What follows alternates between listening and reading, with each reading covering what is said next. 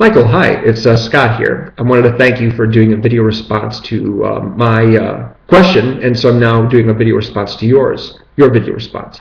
So the question about historical context was one that was interesting to me, because although it's set, hundreds of years ago, it does reflect sort of a contemporary attitude, because obviously the movie is made by contemporary people.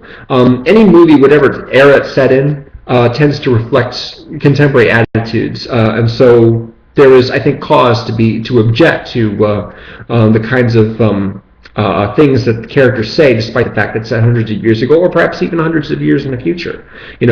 I mean, you have a lot more black and Latino cowboys and female cowboys now than you did, like, say, back in the 50s or whatever. Because everyone, we need to represent everyone. And I'm sure we'll have a lot more gay cowboys in the future as well, once, that becomes a thing. But as I understand it, actual Spartan warriors, the real ones that lived back then, were quite fond of gay sex, especially amongst each other. It was a way for them to strengthen emotional bonds with the men that you fight side by side with, something like that.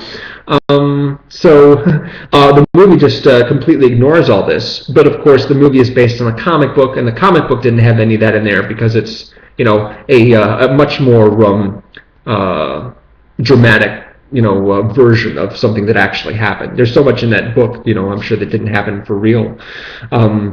Like giant monsters, for example, and a god king who's, what, 8 or 9 feet tall, something like that. He could be like a Navi. He's so big.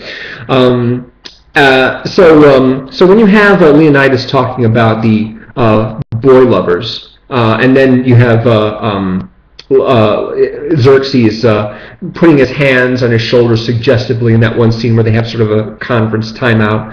And then you have Zack Snyder in an interview saying, what could be more terrifying to a young male moviegoer than, Xerxes threatening to make you his bitch? That kind of thing. It leaves a bad taste in my mouth, despite the fantastical nature of the setting and what have you. I'm reminded of Braveheart, which was directed by Mel Gibson, who I don't like very much.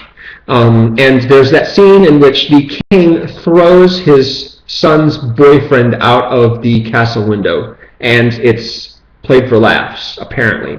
I don't remember laughing.